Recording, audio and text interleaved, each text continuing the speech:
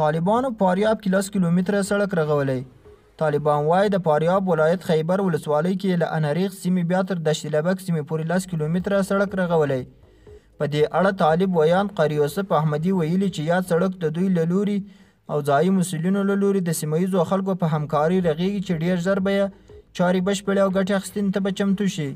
په ورته وخت کې طالبانو د لغمان ولایت کې هم 12 کیلومتره سړک پیل کړی چې چارې به یې ډېر ژر بشپړې شي او ګټې اخیستنې ته به وسپارل شي.